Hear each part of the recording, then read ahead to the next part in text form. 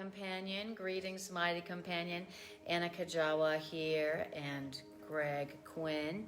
And we are teaching from A Course in Miracles. We are Course in Miracles teachers, Course in Miracles students.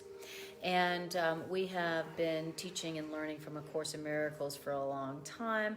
And we are teaching and learning A Course in Miracles in our relationship.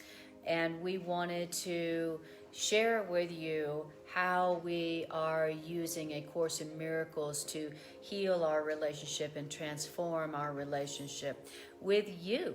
Because as we share it with you, we learn it for ourselves. And the more that we learn what A Course in Miracles is saying about relationships, the more that we apply what A Course in Miracles teaches about relationships, the better our relationship is becoming. It's truly a miracle. Truly a miracle. And not just our relationships with each other. Yes, right. Because I think that's where a lot of people get, I know that I did, get the Course confused with, it's trying to teach us what a holy relationship is. And it's with our relationship with everything and everybody. Mm-hmm.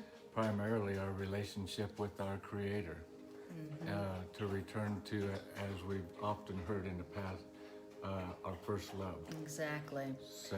Yeah, and A Course in Miracles, one of its basic premises is that our one problem as a species, our one problem is that our belief in separation. We believe we're separate. We believe we're separate. Thank you, Nikita. Nikita wanted to join our class. Hi, sweetie. Of course. It's quite amusing that she doesn't play with these squeaky toys all day long. Yes. She's chewing on bones. Yes. She's chewing on her sister's ears. She's chewing on the couch. Yes, right. And when we start our class, how often, coincidentally, she just grabs her squeaky toys. She grabs her squeaky toys. That's because she wants to be part of the broadcast. She doesn't want to be left out. People to hear her too. Yes, exactly. I have something to say. All right. So, Course in Miracles is saying that our one problem that we all share as a species is that we believe in separation from each other, separation from source, separation from the nature, just separation in general. Now, if the one problem is separation, we believe we're separate and disconnected, then what's the one answer to everything? The one answer is that we're not separate. But I am going to separate. Here comes Daddy. Nikita. Oh, Nikita, here comes Daddy. He's going to come get you. All right. So, as you can see, if the one problem is separation, then the one solution is the remembrance that we're not separate. And that's why you can see how the Course in Miracles focuses on relationships. Because relationships are the places where we are meant to learn that we're not separate, that we're not different at the core basic level. So in the curriculum of A Course in Miracles, relationships are where we learn the most important lesson in peace for all the world. In our relationships, we're meant to learn, we're not separate, we're not different. And that's why A Course in Miracles focuses on relationships as much as it does. Because we're better to learn that you're not separate or different. We're better to learn that we're one than in our relationships. All right, so I titled this, on my broadcast, I titled this, The Best Way to Learn What Love is to learn what love is not. And so, with Course in Miracles, I'm going to read to you something that comes out of one of the introductions in A Course in Miracles. And it says, A Course in Miracles does not aim at teaching the meaning of love. It doesn't want to teach what love is? Yeah. Isn't Why that not? interesting? I know. A curriculum that focuses on relationships, you'd think it'd be talking about love all day long. Right. And it does. But but its goal is not to teach you what love is. The goal of A Course in Miracles says the goal of A Course in Miracles is not to teach you the meaning of love, because the meaning of love is beyond what can be taught. So you can't teach love. Exactly. This is what love is. All right, everybody, we're going to teach you what love is, and you're going to have love. Everybody get your pencils out. There will be a quiz at the end. Yeah, a 10-question quiz to see if you got it. Yeah, if so you understand. What real love is not something that can be taught. What is it? Oh, I take it, it says, the Course in Miracles does aim, however, at removing the blocks to the awareness of love's presence, which is your natural inheritance. Right. So the blocks are the things keeping us from having an experience with love, with the presence of love. Which is already here. Love isn't something that you find or go get and have to keep or might lose. That's not what love is. Love is a presence that is within you, is within all of us, is everywhere, always. Love is reality. Even when it's 10 or 20 below zero outside? Yes, absolutely. Yes, love is still present. Oh, wonderful. And that the goal of the Course is just to remove the blocks to our awareness of love's presence. Thank you, honey. We have a puppy in the house. And now she wants to go outside. And of course, now she wants to go outside. Like, if I can't disrupt your class by squeaking, yes, then I will disrupt the class. Somehow you won't pay attention to me, says our little puppy, Nikita. and she's Says, innocent. yeah, that's right, exactly. So the Course in Miracles is saying that the goal of this curriculum is not to teach us the meaning of love, because what love is can't really be taught. It's something that you experience when what you've been valuing instead of it, you stop valuing. So it says that the goal of this curriculum is the goal is to remove the blocks to the awareness of love's presence, which is your natural inheritance. Well, we're going to talk about a big block tonight. Exactly, and that's why I started here. And it says the opposite of love is fear, but what is all encompassing, like love, has no opposite. So it's going to talk about, the truth be told, the only opposite to love is fear, but really what is all encompassing, like love, really can have no opposite. This Course in Miracles can therefore be summed up very simply in this way. Nothing real can be threatened, nothing unreal exists. Herein lies the peace of God. So the truth is that love's presence is eternal. It's love's presence is the only real thing. Only love is real. It's the only thing that's real, and what's real can't be threatened. And what's not real, which means what's not loving, doesn't even exist. That's a very deep premise for a curriculum, isn't it? So, and then it says, herein lies the peace of God. Same. You could also say, herein lies the peace of all of our relationships. So, in our relationships, when we realize that only love is real, and anything that seems to be the opposite of love isn't real and can't threaten the love, the presence of the love that's here all the time, then we'd have only peace.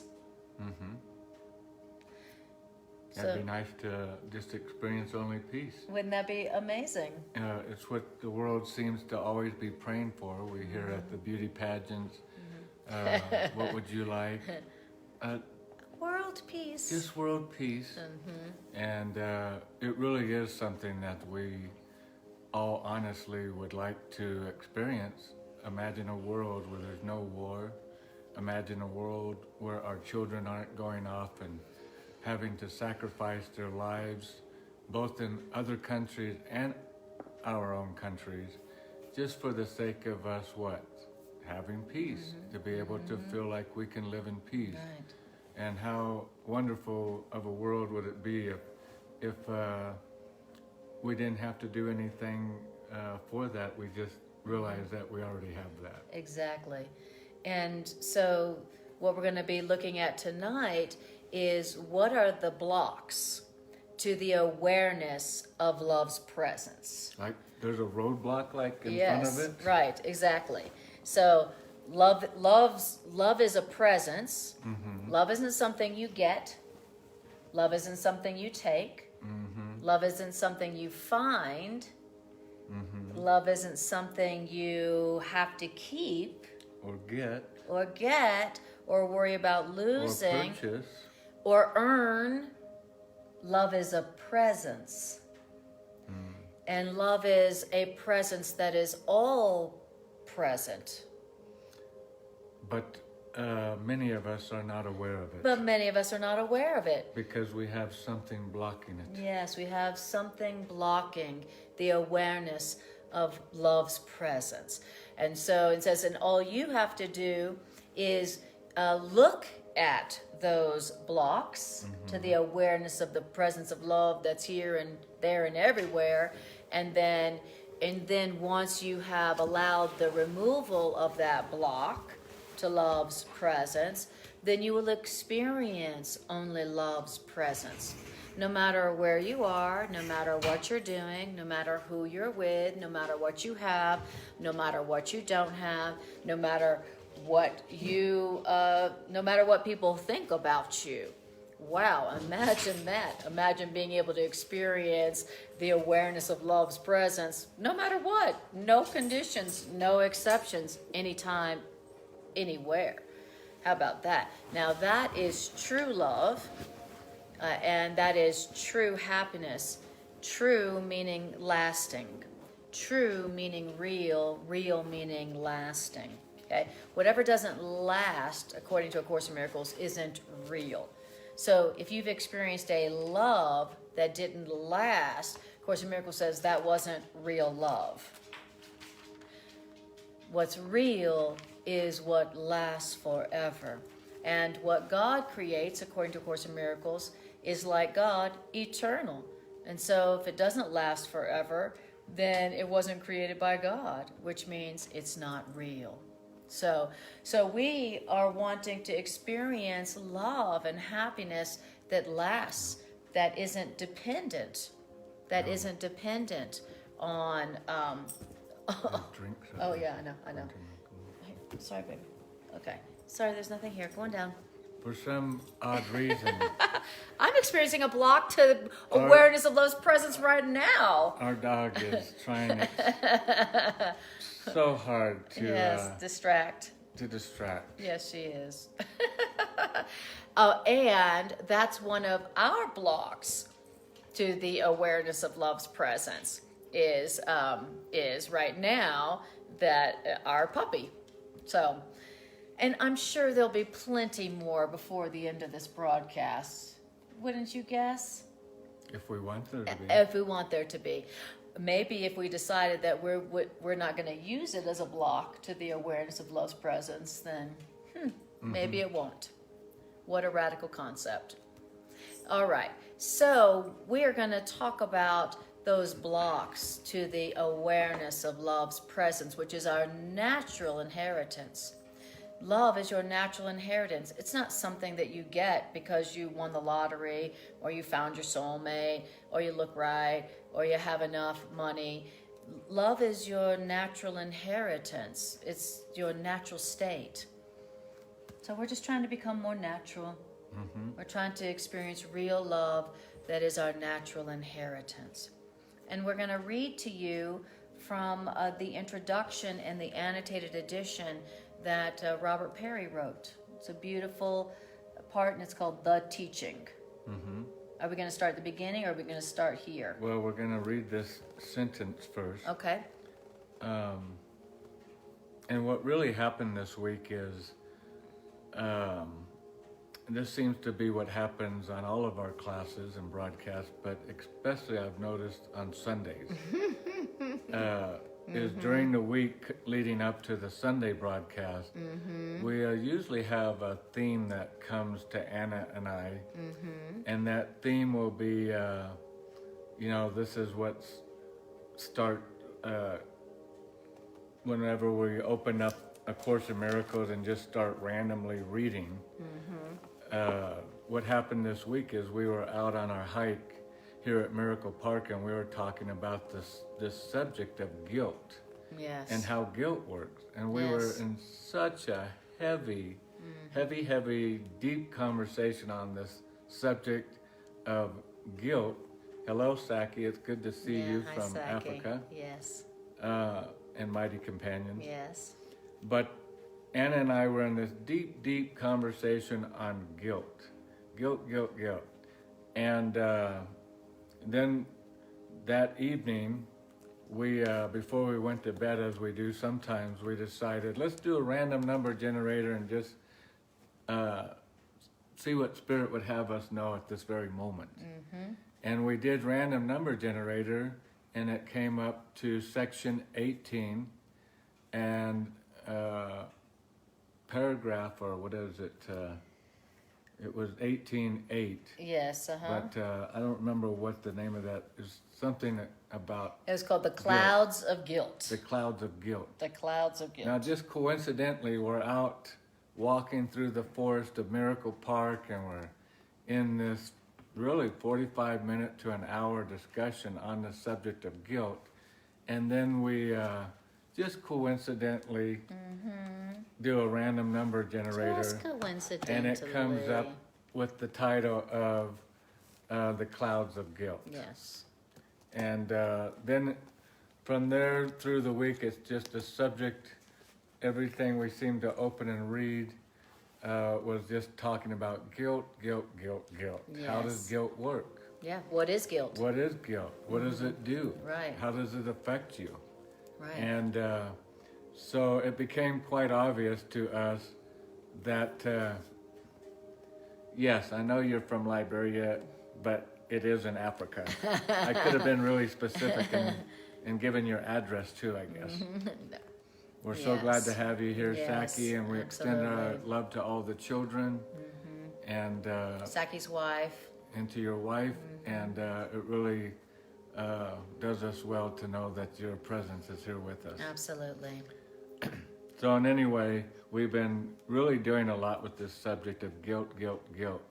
And so it became quite obvious, we felt like that Holy Spirit wanted to talk tonight or during this broadcast about how does guilt affect us in our relationships, and how does it affect us in our lives and in the world. And it like so many things in the Course, it's like, I feel like, oh, this is the greatest revelation ever. If we could just get this one. Yes. I felt that same way last week, Exactly. the week before, the month before. Yes. But I really do believe this is a powerhouse revelation, this concept of how guilt is, for me, in this world, it is everything. It's the core block to the awareness of love's presence, which is our natural inheritance. Right. And so it's pretty important. It really is. It's the block that if we could just remove that one, you could see us again. Yes, right. And yourself. And if we can remove that core block of how guilt works and stop letting it work the way it works in this world, Yes. that we could really see heaven on earth Absolutely. We could in our presence. totally. We could experience our natural inheritance as children of God. And your natural inheritance as a child of God is more glorious than can be described with words. Truly. It's truly heaven on earth and heaven everywhere. So yeah. Anna and I were driving in below zero temperatures 10 below. today at noon. Yeah, 10 below at noon. At noon, out of Evergreen, Downright Colorado balmy. here. And we were on our way down to trying to find a restaurant. We went to one, and the pipes had frozen. Yeah. So the restaurant was closed. Yeah. Frozen pipes in a restaurant. And so we had to drive on to another area, actually another town, down the mountain where it's warmer. To find a place to have a good meal and everything. And guess what? It all worked out great. Yeah. But as we were driving down, we were talking out loud about tonight's broadcast, having you guys on our hearts and what Spirit would have us speak about. And the first thing that we came across when we were Googling in A Course in Miracles was this sentence right here, which brought us to the introduction for tonight. But what was that sentence that we came across? The guilt says, the Course puts it bluntly, okay, like it does everything. Guilt is the sole cause of pain in any form. Wow, that's what the Course says very bluntly. Guilt is the sole cause of pain in any form. Now, just a note on that, and then we're going to go back and we're going to read this beautiful writing on the teaching of A Course in Miracles.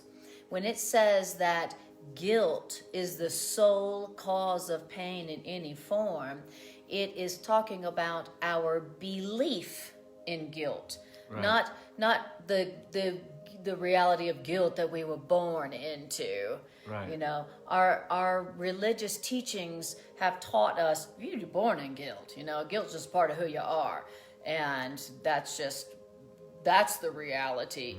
Whereas A Course in Miracles says, no, that's not the reality. The reality is only love, but there's a belief in guilt. Right. We learned that we were guilty, but it was a false teaching. It was a lie. It was the original lie. Right. Was sin, guilt. That sin and guilt are real, and that you could sin and that you could be guilty. That was the original lie that we were taught. And now it has become the one problem. The one problem. And then, of course, so then what is the one answer? Only love is real. Guilt is not real. You are not guilty. There is no sin. Okay? There is mistakes, like belief in sin, but there is no sin. So we're going to hear about the guilt, and when you hear us talk about guilt, remember, we're not talking about the guilt you have. It's your belief in guilt, the guilt that you learned, the sin that you learned badly, wrongly, when you were, a kid. That's a great point, honey, because like my Christian friends out there, I was raised under this concept, and it wasn't, I was raised under this concept through my parents. I was raised under this concept under generations after generations after generations absolutely. of this same teaching. Yeah. And what the teaching is that I was born guilty. I was born a sinner. Yes. I was born lacking, and I needed to correct something so that I could not be guilty anymore. Yeah, you had to earn your innocence. I had to earn my innocence. I couldn't just have innocence. Right. And so I believed, because it's the way that I was taught, that I'm guilty, I've done something wrong, and I need to correct it. What the Course is trying to teach us is, and it sounds blasphemous from my being taught to say that you're not guilty. In other words, that you don't have sin. Right. You weren't born a sinner. Yes. That sounds blasphemous. And for my Christian friends and family, it's just the same as when Jesus were told of the scribed writings, testimonies of what happened back 2,000 years ago, is he was going around saying you're not guilty. Right. The words that we read are, your sins are forgiven. Right. And then, of course, the world was standing up and going, wait a minute. That's blasphemous. That's blasphemy. You need to die. You must be speaking by the tongue of Beelzebub, by the devil. Oof. Yes. Only God Yes. can say you're not guilty. Yes. Only God can forgive sins. Yes. Who are you to come around saying that? And it's the same thing as A Course in Miracles is saying. Right. Is you're not guilty. Right. Your sins are forgiven, which means what? Forgotten. Right. That's what forgiven really That's is. what, exactly. And so they were screaming and yelling, how can you say this that we've been hearing since our childhood and our fathers have been hearing and our fathers' fathers have been hearing? Right. We're all guilty. Right. And now you show up out of nowhere and are telling people that they're innocent. Right. That's of the devil. That's of the ego, Lucifer, whatever you want to call it. That's not of this world's teaching. Right. And so what did they do? They we know tried the to story. make him guilty Right. for saying that others were not guilty. Yes. And tried to, and murdered him. Yes. And murdered him, We you know. all know the story. Right. So the idea of guiltlessness was blasphemous to ego thinking back then. And it's still today. blasphemous. It has not changed. It's still blasphemous. So that's why A Course in Miracles is on the top 10 satanic book list that somebody compiled. Yeah. What do you got to If do to some- make it to top 10 satanic book list? Well, A Course in Miracles is on that because it says there is no sin. Yes. And You if Jesus were to return Right. today, but his name wasn't Jesus or It was his Fred. name wasn't Yeshua. Right, it was his Fred. name was Fred. Just an ordinary person from some normal everyday town, yet it was Jesus. Right. But he had a different name Right. this time because his parents named him Fred. And he was walking around with the same message as he did 2,000 years ago. He would be considered... And healing people. And healing people. He would be considered... An of the Antichrist, devil. right? Yeah, an Antichrist. You know, that's what we've learned now. We were like, you know, we've been taught, okay, whoever comes in the name of God and says there is no sin, well, that's the Antichrist. Right. You know, and they didn't have that concept back before, 2,000 years ago, but they do now. But they didn't have the Antichrist concept, but Right. they had the False. concept that he was speaking of the tongue of the Right, devil. and a false Messiah. And a false Right. Messiah, a false prophet, Exactly. a false Messiah, Right. and all of that. And that's why the author of A Course in Miracles gave its ideas in a book. Because you can crucify a book, I guess, but that's going to look kind of silly. It if is. you put a book up on a cross. Yeah. If you put the book in a microwave or put it up on the cross and crucify it. So the author of the Course was quite brilliant in my perception and gave his her ideas in a book. So that you don't have to worry about that whole like, oh, there's the Antichrist, get him. Yeah. So, Well, in retrospect, the church having it on the top 10 Yes. most satanic That's- list yes, is its way of crucifying the book to keep people from reading it. right, exactly. Because exactly. if they crucified Jesus back in that day, they did it so that people would stop Right. listening to his teaching. Right. It's the same thing when you take the book and you put it on a shelf and you Yes. say, this is of the tongue of the devil. This is the top most satanic occult books in the world. Do Yes. not read this. Right. Do not read this. Do not read this.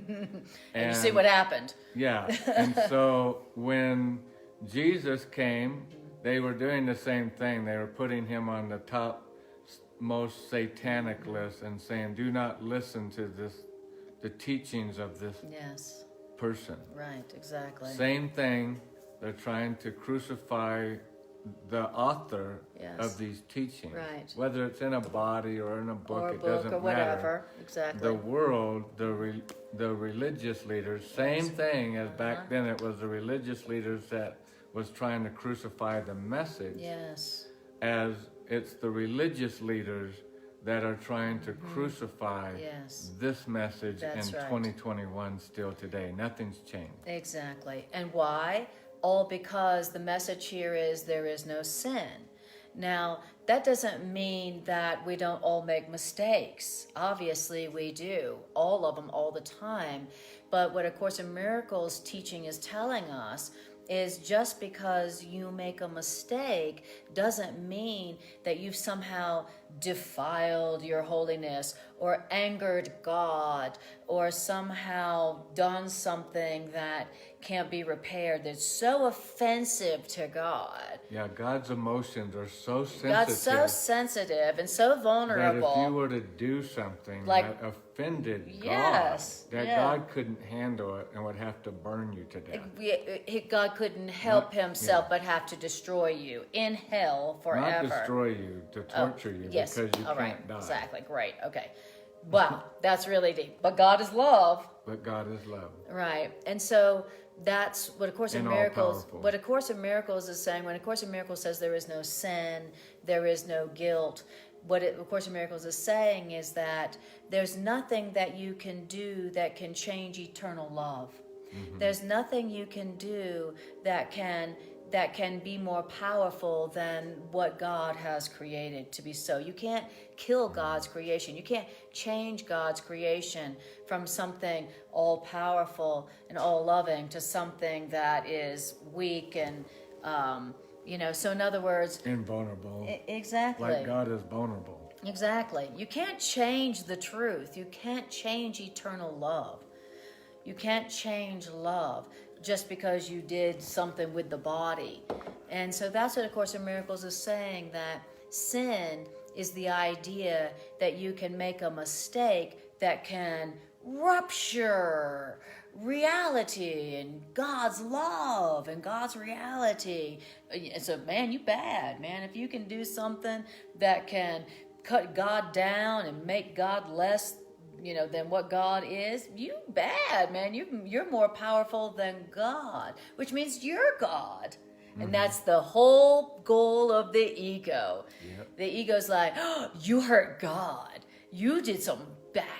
You're powerful. You're so more powerful than God. You're more powerful than God. You bad. I mean, you bad. Now God's mad at you.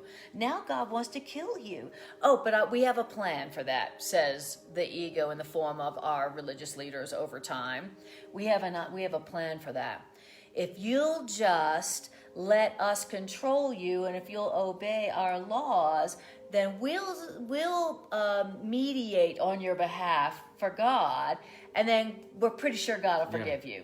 We'll say, you don't need to torture her, God. Yes. See? She's tortured herself exactly. enough, and we've helped her torture Yes, her. We gave her a torture program where she could torture herself, and then so now you don't have to torture her, God. So we're gonna mediate with God on your behalf, like an agent, and but you have to give us this portion of your goods, and you have to sacrifice this, and you have to sacrifice that to us.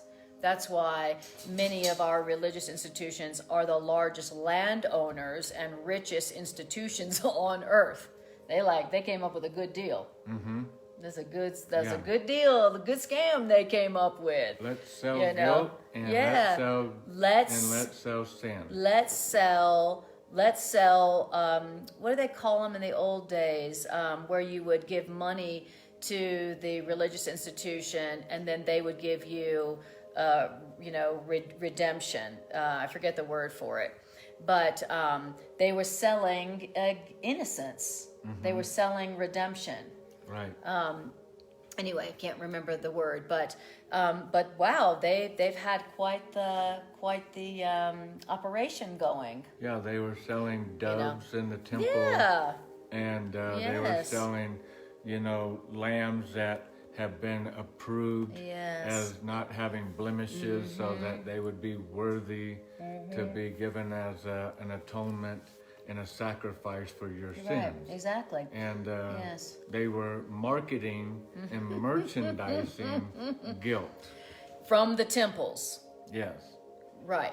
Now, so now when you come across something like A Course in Miracles and it says there is no sin, guilt isn't real, it sounds so blasphemous that it's terrifying. And that's why you don't have mega churches or mega anything that teaches A Course in Miracles. Right. You know, Because when you guilt is popular. Guilt is popular. When you go to A Course in Miracles class, there's like, I don't know, 10 to, I don't know, it depends, 100 people, I don't know, a small amount. When you go to the mega churches and mega synagogues or whatever, there might be 5,000. So this idea, even though it is the ultimate release from suffering in every form, is not so popular.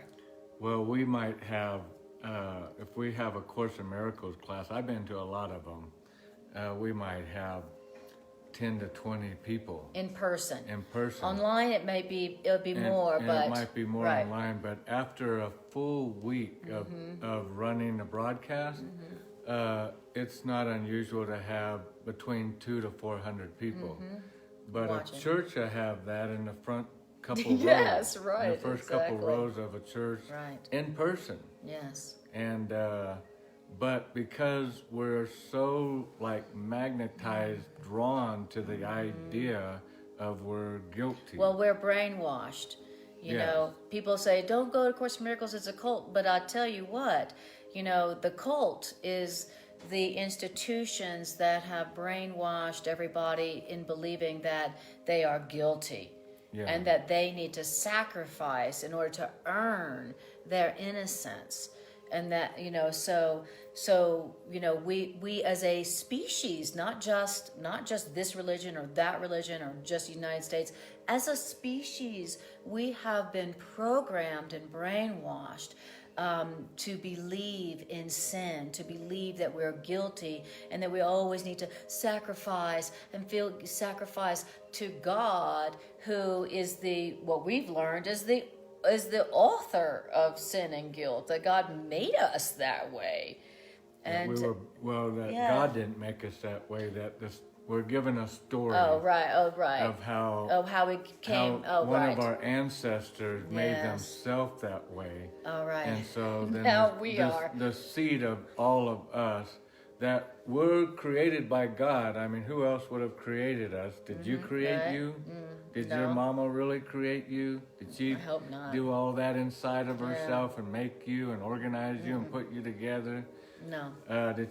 Did somebody make us or did God make us? What's the honest truth? Right. And if the story somehow gets corrupted for us to believe that God now started out with a good product, and because of what the product that God made did something wrong, got tempted. The product that God made did something wrong. Yes. The product that God made did something wrong. That God made an infallible product, a product that could break itself. Yes, right. And that God didn't know that before he made it, that could be possible.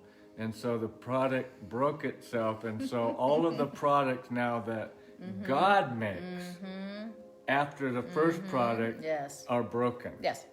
That God can only make broken products after the first one that he made, because the first one had some fallacy to it. It could do something that would override God. So now that even God's hands are tied, and everybody that he makes after that forever is broken. They were born cursed. They were born broken. They were born needing to be sin. fixed. Yeah, that's the story of creation that we all learned and have been living for eons. And that's not talking Christian or Jewish or any look religion. At all of the religions, and what do they all share? It's the all of them human tell story. You have to cover your head. Yes. Or you have to pray this way and face east. That's right. Or you have to dress this way. That's right. Or you have to say this certain prayer. Yep. Or you have to be baptized. And don't eat this. And if you do get baptized, this is how you have to baptize. That's right. Or we're going to argue this is how you have to fix yourself. Be baptized this way, not that way. And so we have 1,000 different ways, and the ego, Yes. Lucifer, the devil, whatever you want to call that, Right. false thinking. Yes. That's all it is. That false It's the teaching. name for false teaching. Exactly. Wherever it started, it don't matter. Yeah, it doesn't matter doesn't the name matter. over the temple door. It could be, exactly. It's all the same teaching. It could be the Anunnaki or whatever you believe. Which is, you need to change something Yes. in order to be fixed. In order for God to love you Again, that made you. Yes. Yeah, that God made you perfect, but then you broke that perfect being, and now you have to work to fix yourself and earn back the love and protection of your Creator. Right. That's the story. That's the scam, and it's species wide. It's not just one religion or another. It's species wide. It's the human origin story that we all learn as, and then the metaphor for this fall from grace original story of sin is the Garden of Eden. Mm-hmm. That's the metaphor for this story, the origins of this sin story. Yes. You know. That God could have his creation do something that would now make God vulnerable. Right. To be offended. Yes. Like love can be offended. Right. And then we're told in another part of our religious teaching that what is love, and one of the things is love is not easily offended, that love is patient. Love doesn't change. That love is enduring forever. Love doesn't change its mind. That's not what love is. The Course in Miracles says that if there was a tree and a fruit of a tree that was forbidden in the garden, it couldn't have been eaten. It would have never been created. Right. If God didn't want the tree of knowledge to be, the fruit of the tree of knowledge to be eaten, then it couldn't have been eaten. You know, God's not going to create something that's dangerous to God's children, and then like God's not going to put razor blades, in the playpen and go, you better not take that razor blade, little Johnny, or I'm going to be very mad at you and all your descendants forevermore. Yeah, or take the child over to an electrical outlet and say, don't stick a bobby pin in that electrical outlet.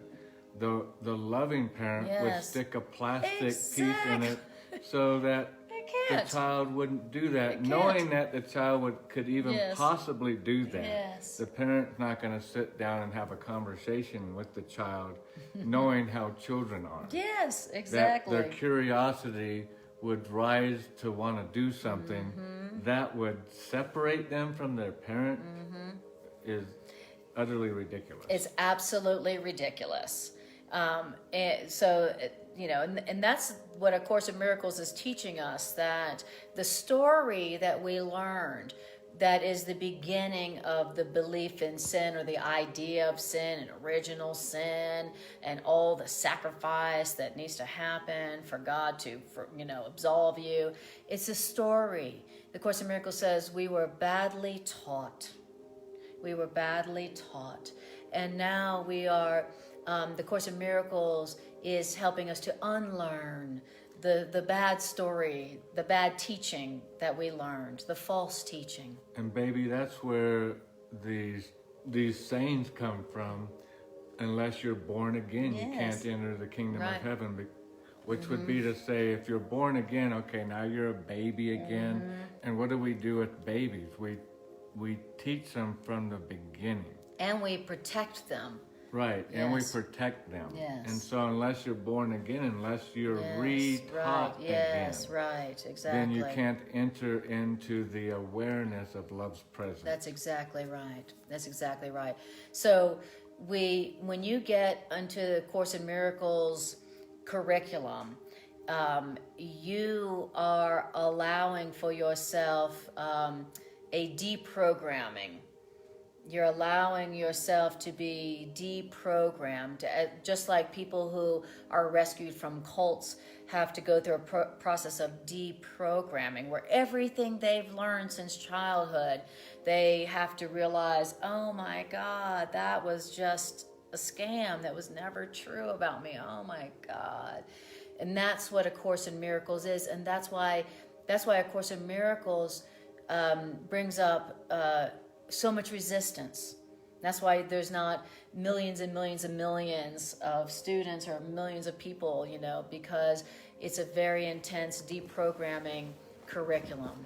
Right. And when you have been brought up to learn by those that you love and trust, Yes. your parents. Yes, absolutely. Your community. And you've been brought up to learn these concepts, and everybody else believes in these concepts. Yeah, and everybody. hasn't questioned them. Yeah. Or considered to think of a different idea.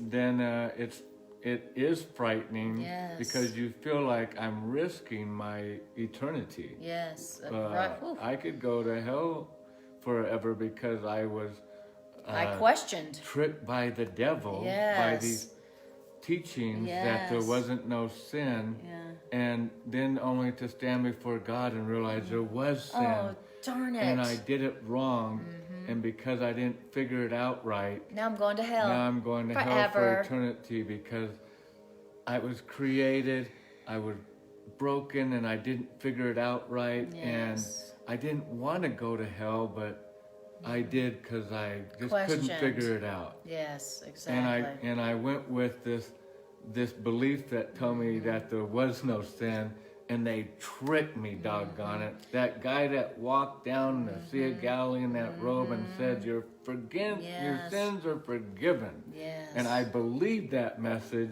and then I realized, Yeah, I you was can't tricked. just take it from a regular dude named Fred or Jesus who was or like Frank. born in Nazareth. I mean, come Yeah, on, I what mean, good comes out of there? You can't believe exactly. anything that guy says. But he said it, and I fell for it, and now look at, I'm standing before God to find out I was duped, Yes. that my sins weren't forgiven, and the religious people were right. Only God can do that, not just a normal child of God, somebody made by God.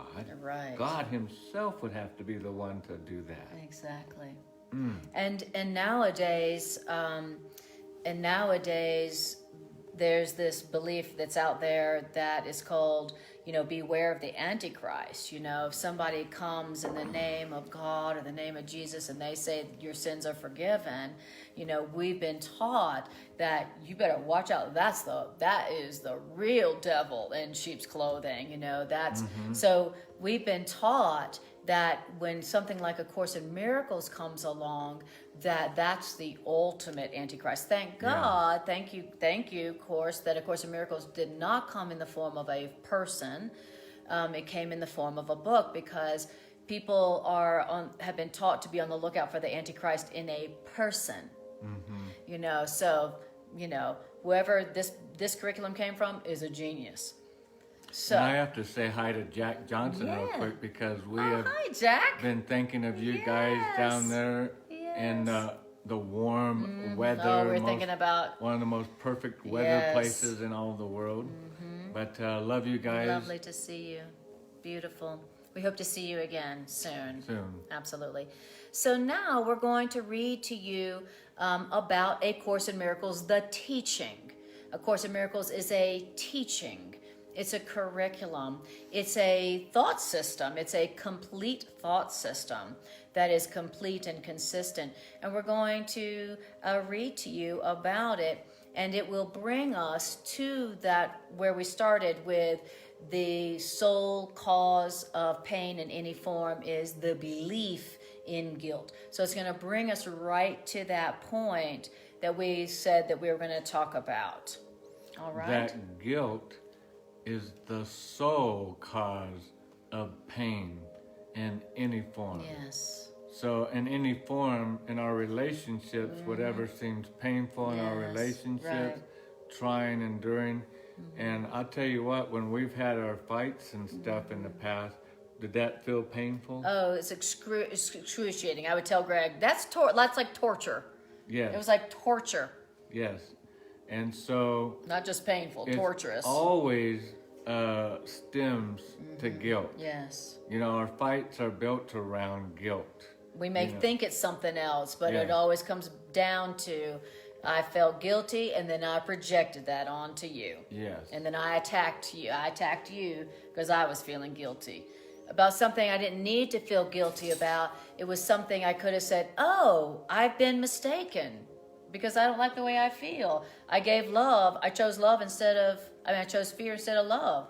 I was mistaken. Mm-hmm. You know, whenever you make a mistake, it's not necessary to feel guilty. But when you choose to feel guilty, instead of going, oh, mistaken, call for love, ask for love's answer, then that perception, that belief in guilt, then we project it onto the other person, which obviously isn't going to feel good. Do you want me to get that? Okay. So now we're going to read this is in the introduction to A Course in Miracles in the annotated edition, of A Course in Miracles, written by Robert Perry. So this isn't in the actual book itself. This is the introduction to the Course, written by Robert Perry. It's a fantastic overview of the teaching of A Course in Miracles. So if this is your first time hearing or learning about A Course in Miracles, this is a fantastic overview of the teaching of A Course in Miracles. Okay, so A Course in Miracles is not a religion. A Course in Miracles is a teaching. It's a thought system that is different than the one that we all learned that was based on fear, guilt, and grievances. All right, so I'll start it off, and then when Greg is done, he'll come back. So here it goes. A Course in Miracles offers a unique perspective on reality. And A Course in Miracles offers a unique perspective on the human condition and also the path to happiness. That's what A Course in Miracles offers. A unique perspective on reality, a unique perspective on the human condition, and a unique perspective on the path to happiness. Wow, that's what A Course in Miracles is. Okay, great. It's not a religion. It's not a cult. It is a teaching that offers a unique perspective on reality, which is opposite of what we learned about reality. Thank God. And I don't know about you, but I definitely was saved by learning a new interpretation, a new interpretation of reality. What's real? What is real? What is real? Is it love or is it fear? Is it innocence or is it guilt? What is reality? What is real? Okay. And then it says, so I read this, the first sentence. And so what follows here in A Course in Miracles is an attempt to condense the Course in Miracles' grand symphony of ideas into a brief summary. That's what Robert Perry is about to do right here. And if anybody can do it, it's Robert Perry. He's a Course in Miracles genius. It says, the foundation for everything in the Course is its concept of an unconditionally loving God. The foundation for everything in A Course in Miracles is A Course in Miracles concept of an unconditionally loving God, which fits in perfectly with what we've been talking about. Yeah, think about that too. In our different, I would call it religious doctrines, all of them that I've ever heard of always talk about this unconditional loving God. But then that God is a God of unconditional love. Yeah, right. But then it says that you were born in sin. God created you corruptible, and now there's some conditions. And now there's some conditions. You need to sacrifice like this, and you need to change like that. You need to be like this. You need to be like that for God to love you. For God Now to we have a allow you to come conditional home to loving heaven. God. Now we have a really conditionally loving God. So, Course in Miracles, the foundation for everything in the Course in Miracles is the Course in Miracles concept of an unconditionally loving God. Not a God who only loves you if. So as a foundation, in A Course in Miracles, the author of A Course in Miracles, as a foundation, it sounds like it's almost like it's calling us back to our first love. Yes. Remember, God is a God of unconditional love. Remember that part? Yes. Oh, wow. Exactly. I do recall hearing something Yes. like that. Right. And the Course in Miracles author is calling us back to the very foundational core understanding that God is a God of unconditional love. Yes. Our primary relationship is a primary relationship of unconditional love. No conditions, no exceptions. I'll love you if... Right. And sin and guilt, the belief in sin and guilt is just an exception. It's a condition. Guilt goes, I'll love you if, or since you did such and such, I don't love you. Right. That's guilt and sin. Sin is, here's what you, if you do this, I'm not going to love you. If you do this, I can't love you anymore. So guilt and sin, the belief in it, is a condition on love. And the Course in Miracles is telling us we are in an unconditionally loving relationship with our source. Now, when Greg and I accept, hey, I am in an unconditionally loving relationship with my source, and you accept that, now we have a model for real love.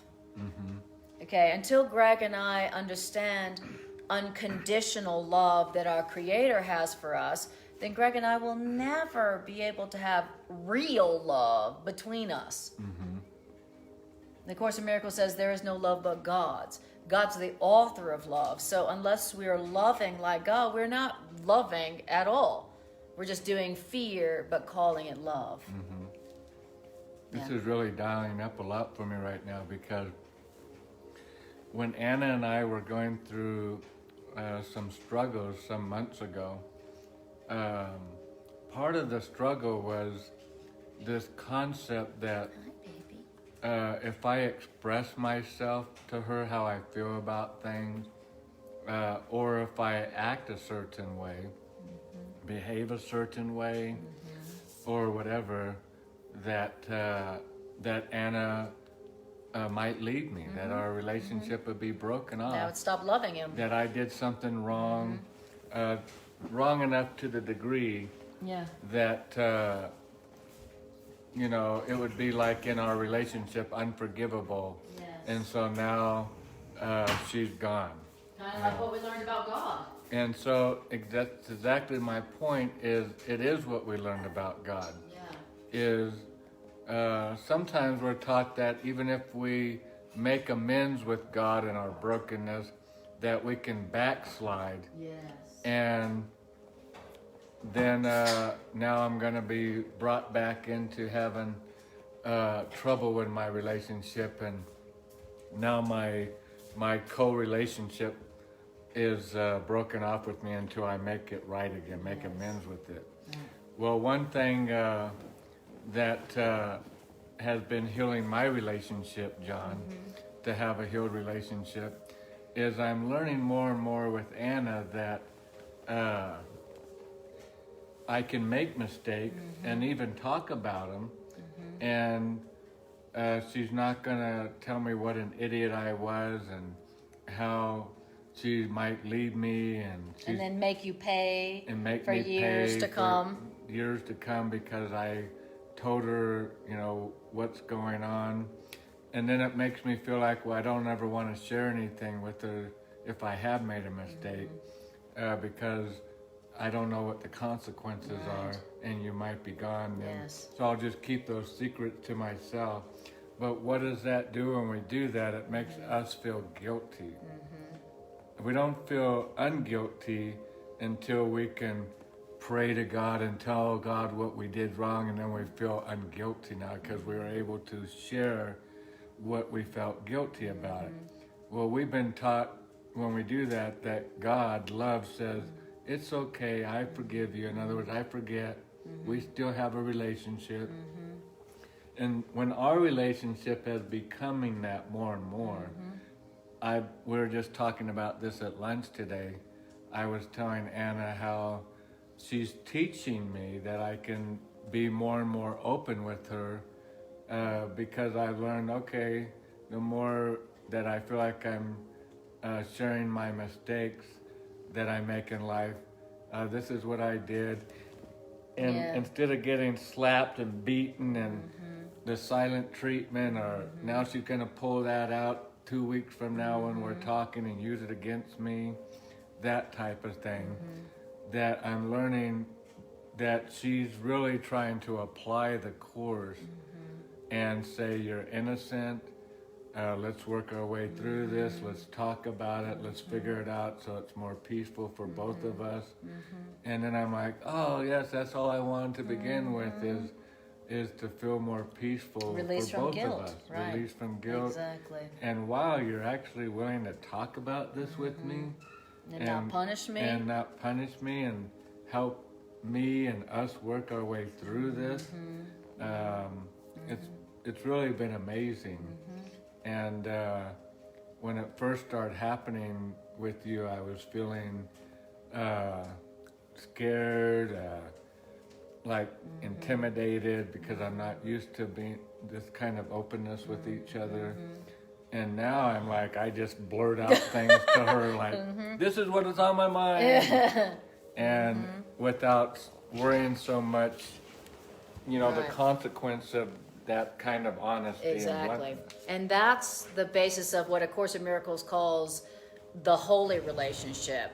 The holy relationship is a relationship that where two people are trying to love each other like God does. And how does God love? God loves without guilt. God loves without guilt.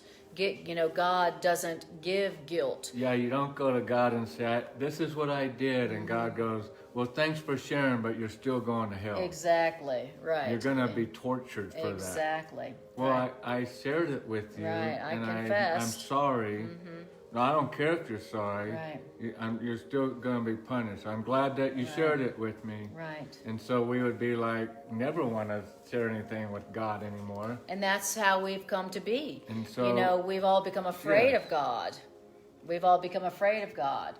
And like the Course in Miracles says, when you're afraid of God because you think God's love is conditional, because we learned God's love is conditional, then either you're going to be a martyr and like, oh, God, punish me, God, do it harder, make it hurt, God. Or we're going to be an atheist. We're going to pretend we don't believe in God. So, so Course in Miracles is so radical, and it is saying that the whole foundation of A Course in Miracles is the concept of an unconditionally loving God, where there are no conditions on my love. It's like, a special relationship, like most of us have done, is a conditional love relationship. I will love you if. I love you if you, take care of me. I love you if you, be like this. I love you if you'll change. I love you if. I love you. I'll love you if you never do that again. I love you if you'll change. So a special relationship is based on conditional love. And so we're on guilt. Yeah, which is guilt. Guilt is conditional love. Guilt is all the exceptions that we make in our love. And of course, the Miracle says if your love has got a lot of exceptions and a lot of conditions, it's not really love. It's fear in the form of love or the name of love. And so it's saying that, and so in the holy relationship, two people have decided they want to learn how to love each other unconditionally, even if it means the relationship changes or the form of the relationship ends, or one of the people they in their relationship, they go be in a relationship with other people, The holy relationship is where two people have said, I'm determined to learn how to love you like God loves you. Meaning with no condition, which means no guilt. No guilt. Guilt is like, well, I ain't gonna love you like that, So that's what a holy relationship is, or a healed relationship is, according to A Course in Miracles. Right. And that's what Greg and I are trying to learn through A Course in Miracles, and that's what we're talking about on Sundays. Right. Is how to love like God in a relationship where you're in two bodies and you got two different egos. And we're being told that we need to love like God loves. Yeah. But yet that's not how we've been doing it. Right. Right. When people come to our confessionals, yes, right, and confess their mistakes to us, we tend to crucify them. Yeah, we give them guilt. We give them guilt. We crucify them. We make them pay. We banish them. What if when we're praying to God, God keeps bringing up this confession that we made 2 years ago, and just which is what we do in our relationship. Yes, right. When we're in conversation, and then it's like, well, don't forget that one time. And you're like, are you going to still keep bringing that up? I thought we got through that. I thought we worked our way through that. I thought we talked about that. I told you I told you I was sorry. And, I haven't done it again. God. And now I want to do it again because you keep bringing it up so much. I might as well do it again because I've done it 5,000 times according to you.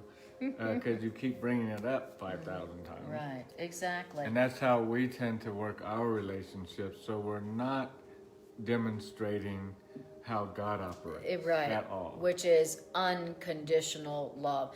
And don't feel bad about it. None of us learned of God being unconditionally loving. Right. None of us have. So none of us know how to love unconditionally. But the good news is we don't have to know how. We have our higher self. We have Holy Spirit who can teach us. We have a teacher within us, an internal teacher who knows how to teach us how to do that. And that every little iota of an effort and willingness we put toward learning how to love like God unconditionally, the rewards are unbelievable. The rewards are incredible. Even just the tiniest little effort that we make to learn how to love unconditionally, meaning without guilt. To love unconditionally means to release people from guilt and yourself from guilt. That's what it means. No, I'm not going to feel guilty about my mistake because I'm learning how to love myself unconditionally. I still am lovable even though I make mistakes. Greg is still lovable even though Greg makes mistakes. He's learning. I still deserve love even when I make mistakes. That's the curriculum here that we're learning. And remember, you don't have to, what was it, learn love? You don't have to, what was the beginning? I was just going to say, the love cannot be taught. Yes, exactly. Because the meaning of love is beyond what can be taught. Exactly. It can't be taught. I believe what that's saying is it has to be experienced. Exactly. And so all we can do is find and remove the blocks to the awareness of love's presence, which is our natural inheritance. And the block is the exceptions, Conditional the conditions, the guilt. All right. And it says, though God is genderless, God is not male or female, the Course describes God as being like the perfect Father, which just means purely loving. What does purely loving mean? Without the slightest trace of anger, only expanded to infinity. That's the perfect parent. What is the perfect parent? The perfect parent is purely loving. Purely loving meaning without the slightest trace of anger. Yeah. Wow. It's painting a picture of what the ideal father would be. The ideal father would be a father that had unconditional love, that the Yes. child could come to the father, and the father is not easily offended or upset or displaying anger. Yes. The father is wise and loving and caring. Yes. Unconditionally. Right. You know, like we are as parents. When we were in our right mind as parents, our child came to us making mistakes or doing whatever, and we were like, that's all right, you're a kid, you're learning, you're supposed to make mistakes, it's all right. Not a trace of anger. Pure love, unconditional love. And then it says, I'm skipping ahead a little bit, it says, there's nothing on earth which this love, this pure love from our Creator can be compared. And there's nothing that you have ever felt apart from your Creator that resembles this kind of love ever so faintly. Wow. So it says, so if this is our natural state, this pure love, pure, unconditional, eternal love that our Creator created us in and has for us, then what happened? Yeah, What the heck happened? Wait a minute. We started off like that? That's the love we started off in, our Creator? What the hell happened? All right. Okay, so now we're going to talk about what happened. And so let's see where we want to get to here. Where is that? Oh, yes. Where is that? Okay, here we go. All right. Okay, so I'm going to skip ahead just so that we can cover more of this. And it says, the real problem is not in the world. The real problem is in our mind. So nothing happened that we got kicked out of that unconditionally loving, pure love relationship with our Creator. We didn't get kicked out. It says, the problem is what the Course calls the ego. Oh, that's what the hell happened. The ego. Ego. Always comes back to the ego. Always comes back to the ego. And then it describes what the ego is. Oh, and here's a great description of what the ego is, okay? The one problem, we were in heaven of unconditional love, and then the ego happened. Okay, what's the ego? The ego is nothing more than a false belief about our identity. The ego is it's not a thing. It's not something that we can see. The ego isn't something we can touch. The ego is a false belief. Yes. You can't see a belief. You can't touch a belief. Right. The ego is just a false belief about who we are. Exactly. About our identity. Right. Which is, again, what was the false belief? That we think we're guilty. Exactly. That we think that we are sinners Right. without hope. Exactly, which could have only happened if we believed that we were separate from our source, alone, and on our own. Even though we were told, I'll never leave you nor forsake you, even to the end. Exactly, But again, a twisted concept Yes, that we would believe that we are alone. That's right. And that we are separated and we have been disowned. exactly. And that's what the ego is. The ego is the belief that we are separate from our source, separate from that pure, unconditional love of our source, separate somehow from that. Alone, meaning on our own. Which is why we would have to do something, some kind of an act, some kind of a prayer, some kind of a behavior some kind of tithing. Some kind of penance. We would need to do something Yes. because we're alone. Yes. Then now it's up to us to do something in order for us to be saved from our trouble. Exactly. And so that's what the ego is. So in the perfect metaphor for the ego in sacred, in religious scripture we've heard of, is the metaphor of the prodigal son. And in the story of the prodigal son is where God, the father in the story, is loving, wise, rich, and is giving everything to his two sons. And one of his sons decides that he could do better on his own. And so here And we so were. he made a mistake. And so he made a mistake. And so he's like, I could do better on my own than I'm getting with my rich, unconditionally loving, wise father who has a kingdom, right? And it's obviously limited because my inheritance can run out if he gives me my inheritance. Exactly. And also it's the perfect metaphor because the prodigal son in that story wants more. You know, the prodigal son's father is giving equal to all the children, but the prodigal son thinks, I think I'd like to have a little more. Right. A little more fun. Yeah, I don't want just equal to what my father gives to all his children. I think I would like a little more for myself. And that's where the ego is born, in the concept of more. I don't want to just have it all equally to everybody, like my Creator gives equally to everyone.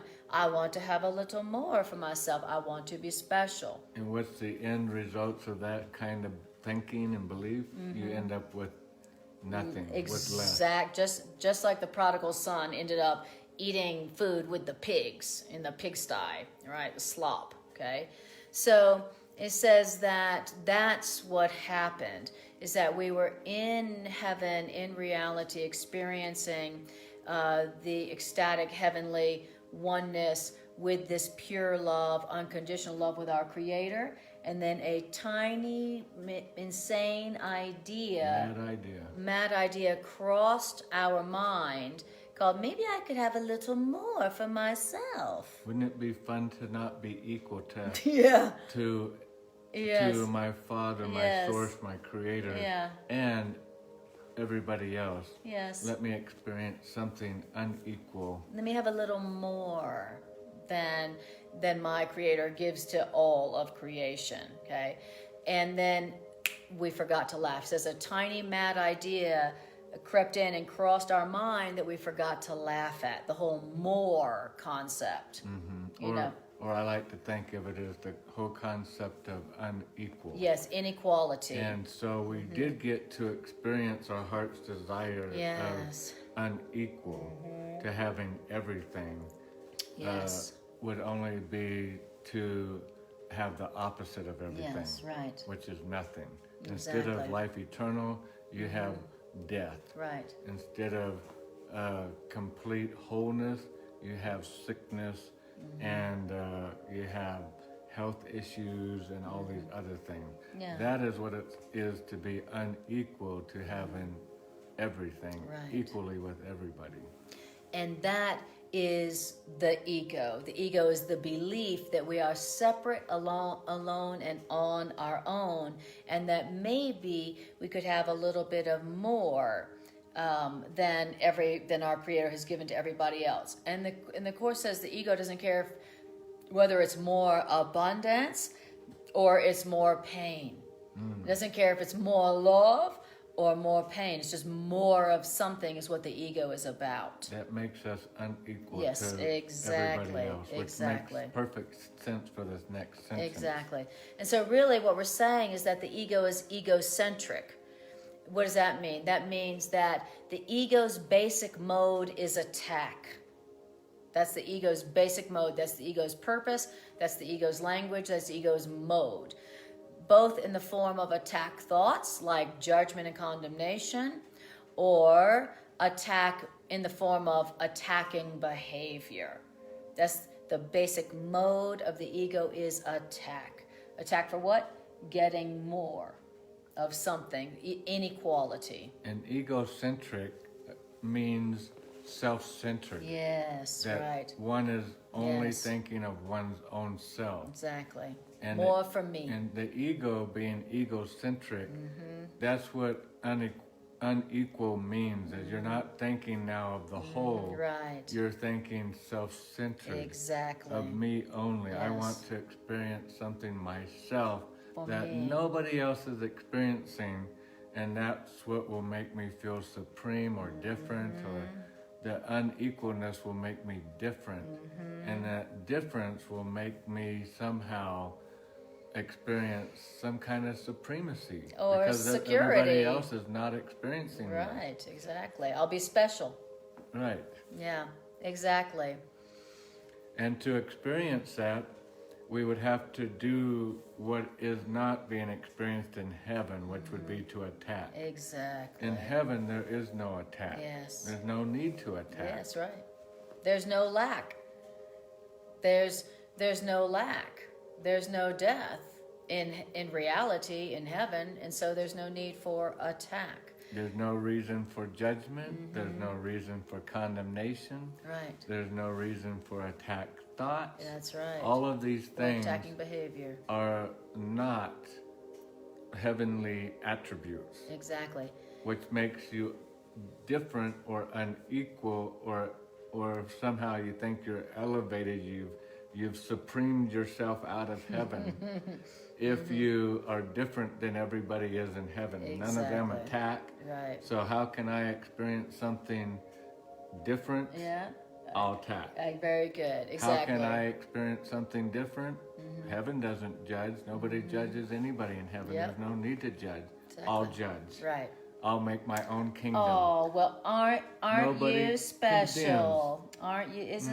Aren't you special? I am. Yeah. Nobody How's it condemns. feeling? Oh, it's feeling wonderful. Oh, great. Nobody in heaven condemns. Right. But in my kingdom, in my world, we condemn. Why do you do that? Yeah.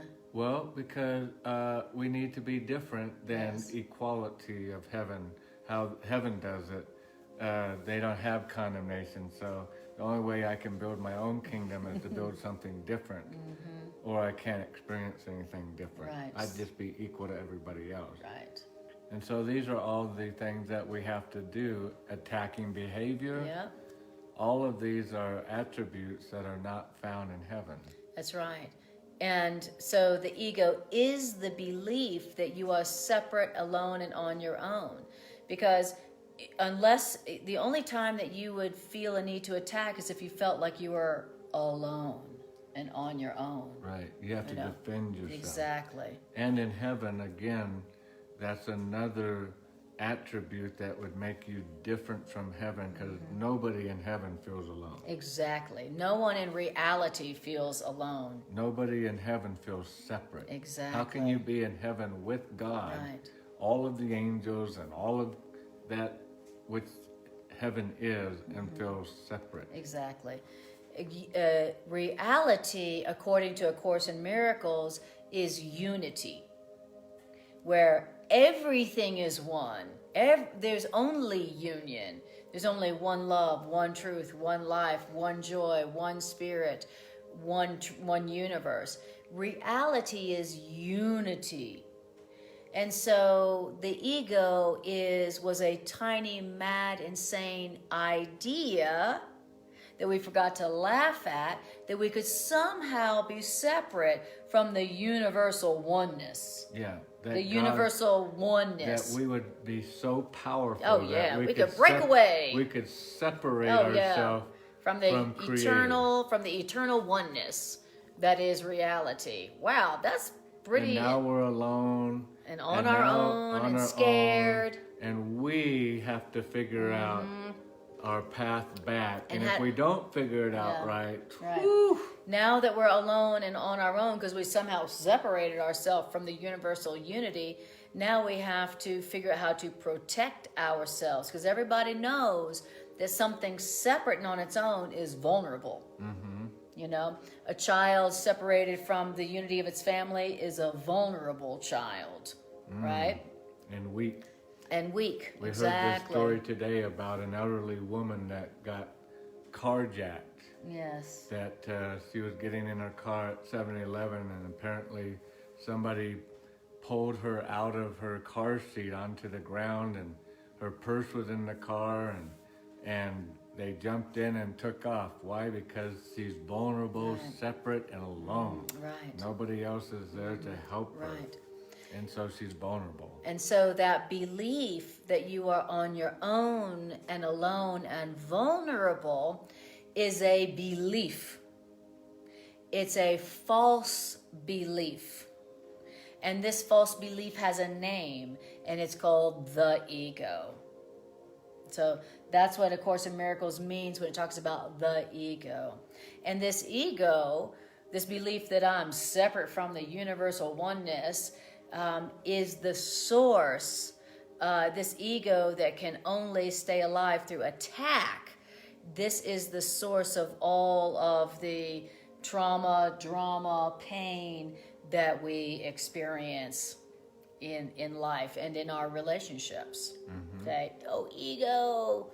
Okay, now it says, now we try to cover up our attack thoughts with smiles, but the basic intent of our attack thoughts is still to take form, take from others. Okay, so what's the basic intent of attack? To take from others, right? If you feel vulnerable and on your own, then of course you're gonna believe survival means I gotta take from others. You know, kill or be killed, right? Take or be taken from.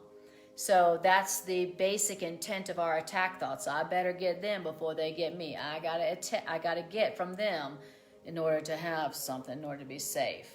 Wow. And how do we attack? We always think of attack as, well, lift this baseball bat up and smack you over the head with it.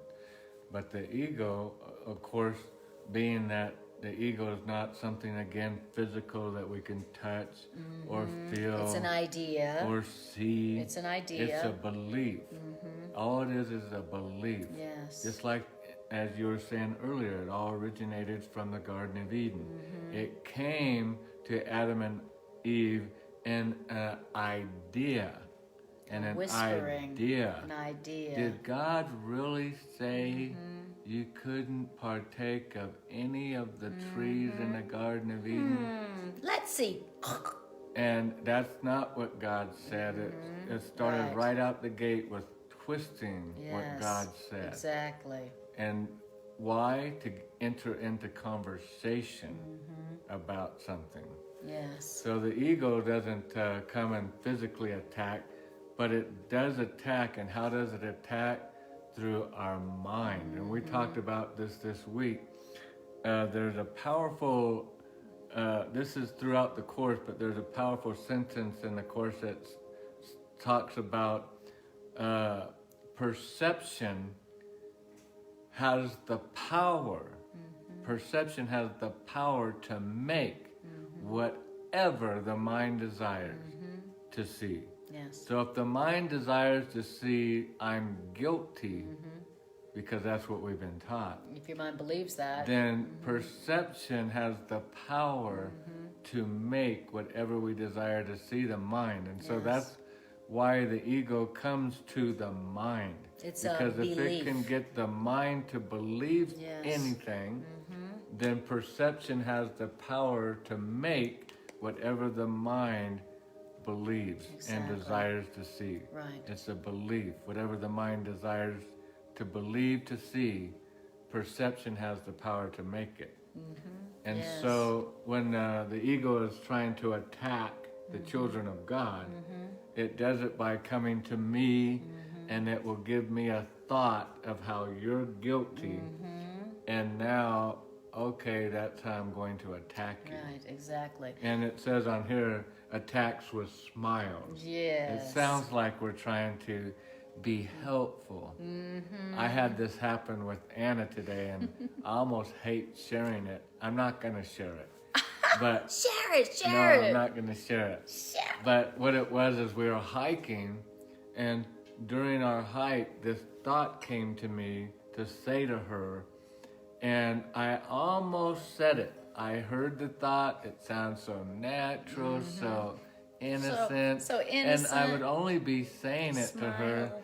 to be helpful. Yes, to be able to say it with a smile. And then I caught myself in the middle of the thought process. I should say the ego, not myself. Right, that's right. Good. And realizing if I say this to her, it's going to make her feel guilty about something in her life. And even though I think I'm saying it to be helpful. Yeah, with a smile. Yeah, smile. Yeah. The intent behind it is she'll feel some guilt about something she's doing in life. And it was a stupid little tiny thing, so don't even think anything. It was so stupid. That's why I'm not going to say it. Yeah. Not worth Thank you. giving it the breath Right, of exactly. life. Because after class, I'd be like, give us a book. And then as I'm walking, and I didn't say it, I held it in because I realized that the intent behind it is going to make her possibly feel guilty about some silly, stupid thing in her life that whether it could be true or not, what I'm getting ready to say is. But the whole point that I would be offering guilt with a smile, trying to be helpful. Well, maybe if you do this, baby, then whatever. Right. And but it's the ego's way of slamming that baseball bat over their head. Exactly. Because it knows if it can make us feel guilty in any way at all. Right. And now Anna's walking along the trail, and now she starts pondering what I said to her, and then starts feeling guilty about, I get what he's saying. Maybe I shouldn't do that. Maybe I shouldn't do that. Oh my God. Oh, why have I been doing that? It's terrible that I've been doing that. Oh my God. Oh, how come I didn't see that? Now I feel guilty. And now she feels guilty. The ego's got you in the trap. Because once we feel guilty, we're going to ask for punishment, whether we understand it or not. And that's where we're getting to in this reading. And so saying, remember, the ego's basic mode or intent is always attack. The ego is an attacking thought. It was an original attack against the unity that we are part of. And the ego is an attacking thought, and the ego's basic mode is attack, and the ego's intent is attack, even though very often the ego attacks with smiles to hide its basic intent. But the ego's basic intent is to attack, and the ego always attacks to take from others, whether it's their self-respect, their innocence, their status, all for our own sake. The ego is egocentric. It's always trying to take from others for itself. That's what it means for the ego is egocentric. It's all about me. I'm going to get something from you, from me. Ego is egocentric. It's all about it, getting for itself. And that first sentence that we read tonight at the very beginning was guilt. Guilt is what? The sole cause. The sole cause of all pain. In every form. In every form that we experience it. Right. And what is attack? Attack is to put pain on somebody. Yes. Well, if the ego can't do it physically, because the ego is not a physical entity, you don't see the devil, you don't see the ego, you just hear its whispering thought. Right. And it whispers this thought to us to make us feel guilty, and then we project, I need punishment, because that's what guilt is a call for punishment. And it's the sole cause of what? Of pain in every form. And that's the results of attack. Right, and exactly. So if I attack you, I'm attacking because I want to inflict pain. Exactly. The ego's one goal in its one mode is attack, and it's always attacking to make the other, to take something from the other person for itself, to make itself bigger, to make itself safer, to make itself more secure. But what it then goes on to say is, every time our ego attacks, every time we attack on the ego's behalf, meaning to take somebody else's innocence or self-respect so that we can feel bigger or better or whatever. I can feel more innocent if I Yes, make you feel guilty. exactly. Well, all that happens is we never feel better. What happens is that we receive, we increase our own burden of guilt. That's what happens. Every time we think we're protecting ourselves and making ourselves more safe and getting something to make ourselves feel better and more secure, we're actually adding to our crushing burden of guilt. We feel guilty. We think we're attacking and giving guilt to make ourselves feel better, but really we're adding to our crushing burden of guilt that we feel within our own minds. Now, we don't realize that we're just adding to our crushing burden of guilt. We don't even realize that our burden is guilt. Yes. We don't even realize we feel guilty. When I offer you guilt, I'm, as it's trying to describe here, I already have a pile of guilt, and I've been taught the way I get that guilt down is I judge and condemn you, and then you look bad, and by your looking bad, it makes me look better. But we're hearing here that as I offer you guilt, what's really happening is I'm piling more guilt on my own altar. Exactly. On my own self. Right, I'm exactly. not really, the ego tricks us into thinking, give it to them. But we don't realize what's really happening, and as we sow, so shall we reap. Right. I'm really giving it to myself. Exactly. Exactly. And that's where the trick is. That's where we've been duped. The whole illusion is thinking that I'm giving you guilt. That's and right. the ego tricked me. I gave it more back to myself to deal with. Exactly. And that's the trick. That's the sleight of hand.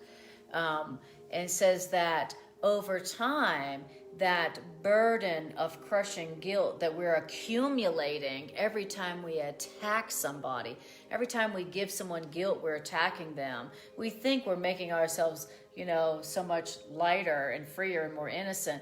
We're adding to that crushing burden of guilt. We're accumulating guilt, so much so that we end up dragging our past misdeeds behind us like heavy chains. Wow. And so deep in our unconscious, we believe that we have hopelessly defiled our original innocence. Now we believe that we have made a devil of ourselves. And our unconscious. Yes, unconsciously. We don't realize that giving guilt is an attack, and that our ego is attacking other people with guilt to actually increase our burden, our heavy burden of guilt, so that we'll never feel innocent or guiltless again. Okay? And it says that this belief that because of our guilt, we've made a devil of ourselves, we've defiled our innocent nature. This belief is the hidden cause of all of our suffering. Because this hidden belief that now I'm really guilty because of all the attack and guilt I've given to others really is an affirmation that we deserve to suffer as punishment for what we've done. The Course puts it bluntly: guilt is the sole cause of pain in any form. Guilt is the sole cause of pain in any form. You could say guilt is the only cause. Yes. So where is our suffering coming from? Whatever suffering you're talking about, it's coming because I feel so guilty that I now believe that I deserve punishment. And so the Course in Miracles says that when you feel guilt, you are unconsciously requesting punishment to come and to rid you of the guilt. Because we all learned from our original religious teaching that when you've done something wrong and you're guilty, then after your mom or dad punish you, or after God punishes you, then the slate is clean. So we all learned that. that punishment wipes the guilt slate clean. So you can't help but, when you feel guilty, you can't help but unconsciously attract to you punishment, suffering, pain, thinking, hoping that that will wipe away your guilt and you can feel innocent again. And really, the reality is it's really, I think, difficult at first because we're not trained to think this way. But as we catch those thoughts more and more, what is the ultimate intent behind this conveying of conversation? Is it have any guilt mixed into it? Is it to give guilt? Does it have any guilt that you're offering? And if it does, you don't even have to understand why not to do it. Just remember, don't do it. Right, exactly. If you can't remember that, you're just offering yourself guilt back. Just remember, I'm offering guilt. God doesn't offer guilt to us when He's having conversation with us, the loving Father. Yes. God is just trying to be helpful, to be wise in counseling us, not to come to us and make us feel, this heavy burden of guilt. I gotta carry this. So why would we be offering that if God doesn't offer that to you, why would I come and offer something that God doesn't offer? Right, exactly. So if I can just keep remembering, don't offer it. It's not how I'm gonna get rid of guilt. My guilt. How I'm gonna get rid of my guilt is by not offering you guilt. Exactly. And we haven't been taught that's how it works. Exactly. But it is how it works. That's exactly how it works. We've been taught that to be safe and secure in a relationship, or we've been taught to feel good about yourself, you need to put other people down. Now the whole smile thing and everything is because I'm just trying to keep trying our to be helpful. relationship strong. I'm just trying to be helpful to you. Yeah, baby, for us to have a good strong relationship, I'd like for you to be home at a certain time. And then when she doesn't come home, because I put these conditions on my love. Yes, which is guilt. Then I give her guilt for not doing something that I thought needed to be done this way. Right, which really is an attack. That's the wild thing the Course teaches, is that to give somebody guilt is really an attack. And you can't, even though you're like, I'm just doing it for their own good. That'd be helpful. Exactly. I'm just doing it for his own good. And besides, I'm vulnerable. If I don't protect myself, then I'm going to be taken advantage of. So I have to give guilt in order to protect myself. Everybody knows that. Well, I forget that guilt is the sole cause of pain. Yes. In any form. Exactly.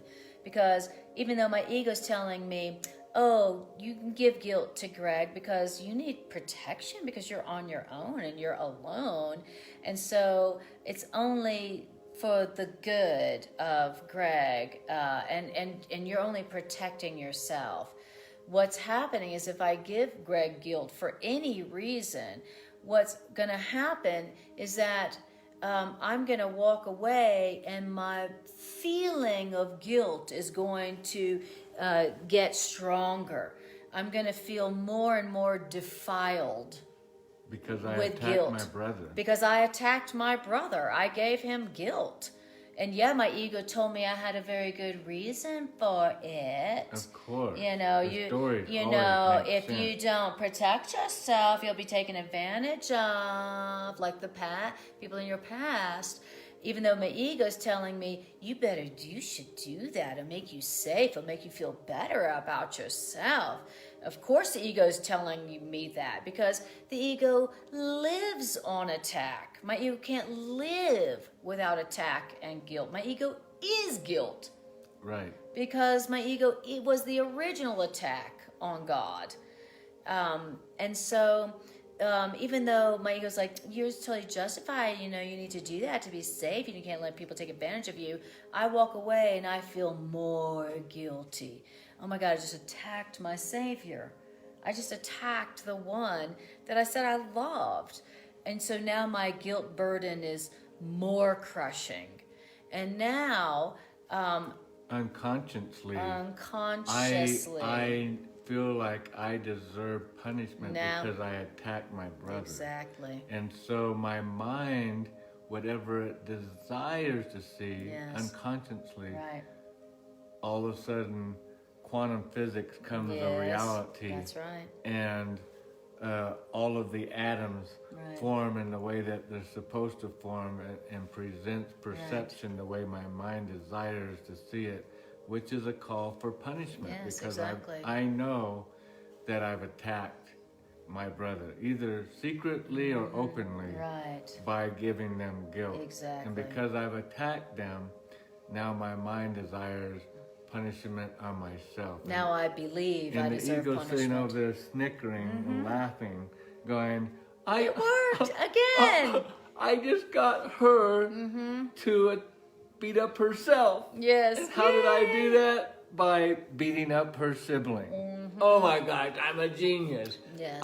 That way I attack both of them. It's genius. And the ego stays in business. Right, that's how the ego stays alive. So hear this, you cannot attack another. For whatever reason that the ego gives you as to why it's justified, you cannot attack another and not feel guilty. It's impossible. That's something A Course in Miracles teaches, no matter what justification you give it. And so anytime you attack, anytime you give guilt, you're going to feel guilty, and you will unconsciously request or set up or be attracted to a situation or a relationship that brings you pain. The Course in Miracles literally says that guilt is an unconscious request for punishment. And because our minds, like our source that we came from, are so powerful that they will manifest in our perception whatever we believe to see. Exactly. And so I've requested for this punishment that I believe I deserve because I knowingly attacked my brother. Yes, right. And so it's like the Cain and Abel story. Where's your brother at? Yeah. And am I my brother's keeper? Actually, yeah. Even though he knows, he thinks secretly he knows that he attacked murdered his him. brother. Yeah, murdered him. And so now, unconsciously, is the really fiber of that story. He's requesting that God punish him. Yes. And so he's going to be punished. Now he's got to work the ground and toil over the soil and be under the hot sun and really burdened to survive. Exactly, the burden of survival. Punishment. So, when you have increased your crushing guilt burden, when somebody comes along, a relationship comes along and they're abusive, guess what? You're going to be attracted to that abusive person. Or let's say a job comes along and this job is, abusive, and it doesn't pay you, and you'll say yes to that job. Or, you'll be attracted unconsciously to the situation or the relationship that results in pain. And you'll be like, why did this happen to me? Well, you said yes to that. You attracted that. Why? Because unconsciously you believed that you deserved punishment because that's what you had been giving to others in the form of guilt. And so now you're attracted to that situation or relationship that you experience a lot of pain in. That's how it happens that you find yourself in those situations or relationships where there's a lot of pain. It wasn't an accident. We're always saying, why did this happen to me? Yeah. I broke my arm. I got this disease. Because again, we are so powerful as manifestators that we create what we think is reality, punishment Right. on ourselves. And if you trace that broken arm, you can find, absolutely. at that time Where in my you- life, I had a I ton was of so guilt feeling going so guilty on. about this and about that and that. and I'd this. attacked this person, was wonder guilt tripping I that person. had my arm broken. No wonder I Absolutely. lost my job. No wonder my car broke down in the middle of the highway and I almost Exactly. got rear-ended and killed. Or no Exactly. wonder I was in that accident. All of these things come, and you can draw a line from that right over to a story of where guilt was the sole Cause. culprit Yes. in the story. Exactly. And the egos keeps the game going of not having world peace by the foundation of guilt. Exactly. So here's the truth is that just remember this. You do not need attack and guilt to feel good about yourself. You do not need guilt and attack to feel safe and secure. You don't need it. That's the trick. That's the ego trick to keep the suffering and the pain going.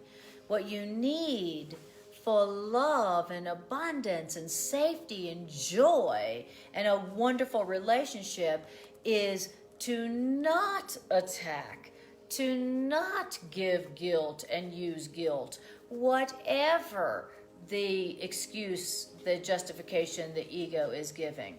The Course in Miracles says in the workbook that real safety is the complete relinquishment of attack. And not just real safety, but a sense of feeling really good about yourself, loving yourself. Real self-confidence does not come from putting other people down, making people feel guilty, making people feel little, or making people feel better than you. The real love and real self-confidence comes from the relinquishment of attack, the relinquishment of guilt. You do not need guilt to be safe. You do not need attack to be secure or to feel good about yourself. So we're coming up on, we Yes. joke around 2 hours. Yeah. We were saying we need to do our classes more like an hour Yes. because people's attention span isn't that long. Especially for the course. We talked about that all week, how we're going to Do an hour. Try to do just 1 hour tonight. Yeah. And I look over at the clock. I know. And it's 5 minutes away from being 2 hours. Yeah. And we've been laughing all week how we seem to be collapsing time. Like time just goes boom. Yes, right. And for us, it seemed like that fast. Maybe you guys are going, are they going to end this Exactly. broadcast Is this at some ever going to point in time? end? But I would like to, as we are ending here, Yes. encourage you this week to, in the relationships you're in, whether it be with your coworkers, your friends, Or yourself. your spouse, whoever Your you want kids. to improve a relationship with, your children, like Anna Yes. said, or your parents, Yes, your anyone. siblings, whatever. Just try this and watch the results for real. Yes. Try to think in that relationship where you seem to be having issues. Try to think as you're talking to that person, be aware of your offering Your temptation. in your conversation. Is this, if I was them listening to this, what I'm getting ready to say, would that be received as making me feel guilty? Like, did you do this right or did you do that right? Or were you... Why'd you do that? Exactly. What's wrong with you? Or why are you doing that? Or you should think about Look what doing you it did to me. this way. Or, yeah, look what you did to me. Look what you did Do you to have me. an explanation for yourself? Yeah, you hurt me. And even if the Yes. story really seems big Absolutely and justifiable. totally justified, Absolutely. why that Yes. they need to receive some guilt. Yes. Try it for this week, Just from try this it. Sunday to next Sunday, in that relationship. Just do it with one relationship. Yes. Seriously, One time. we're doing it with each other, which makes the most sense. We spend the most time around each other. So wouldn't it be best for us, seeing that I spend the most time with her, that I have the best time with this one? Yes. If I'm going to spend so much time with her, wouldn't it be best that we have a really good relationship rather than one that's trying and that painful. and painful.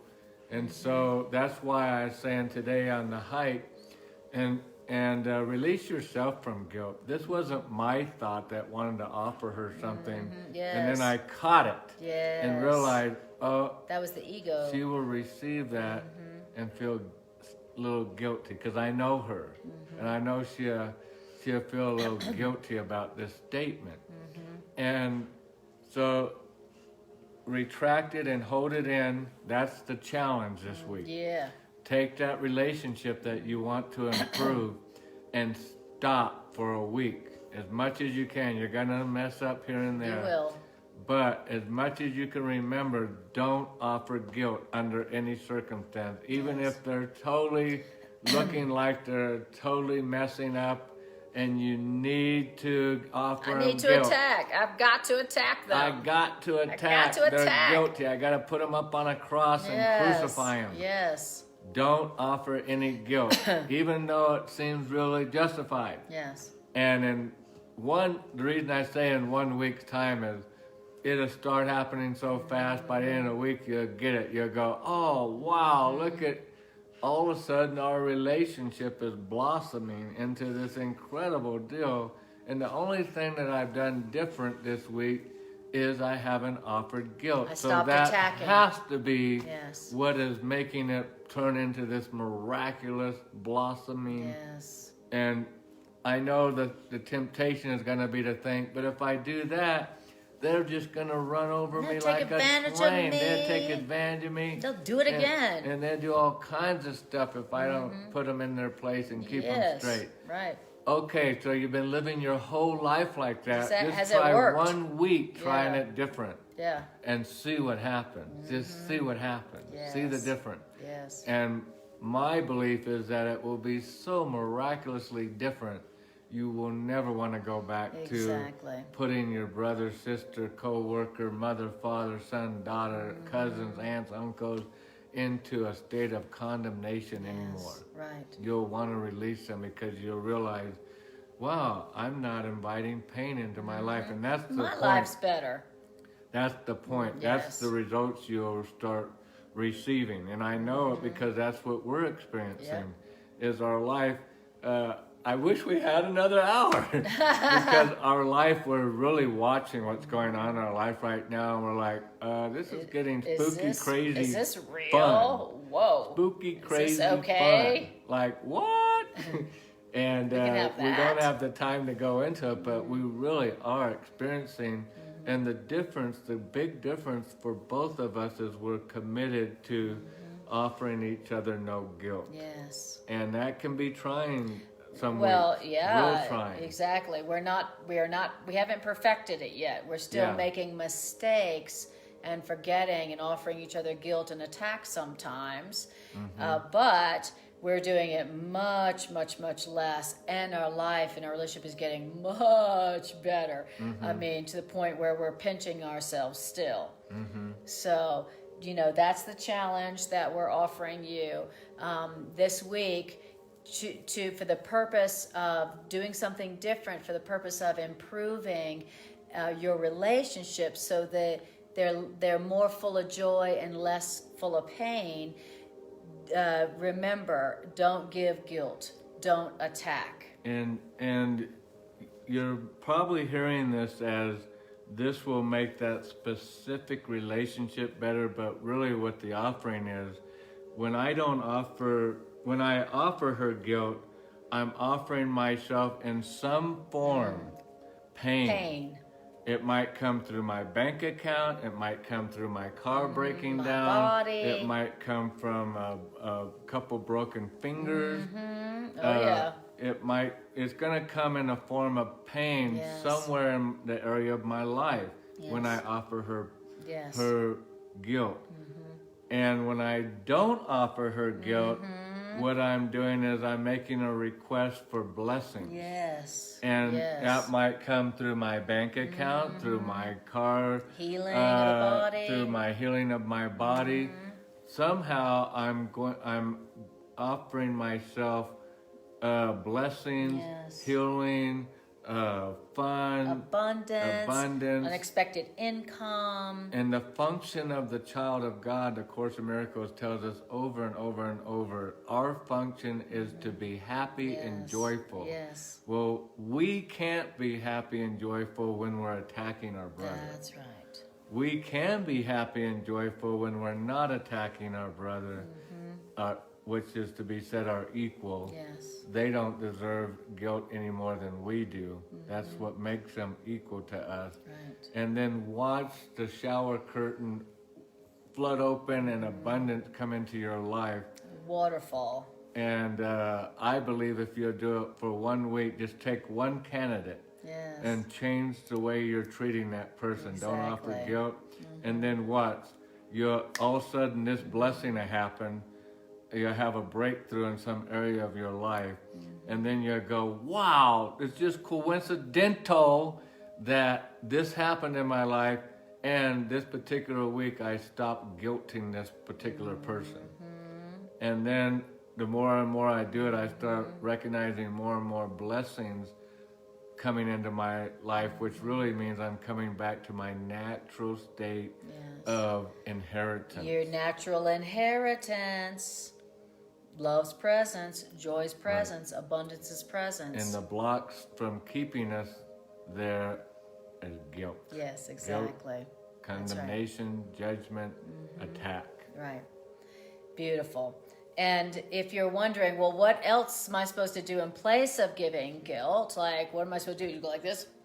Yeah, that'd be better than giving guilt. Yeah, but, I'm feeling hurt. I'm feeling... Yeah, and so in place of giving, I'm like, okay, I'm not supposed to give guilt, but I'm feeling hurt and I'm feeling scared and angry. Well, what am I supposed to do? And I need to defend myself. And I need to defend myself. What should I do? Course in Miracles says, do this.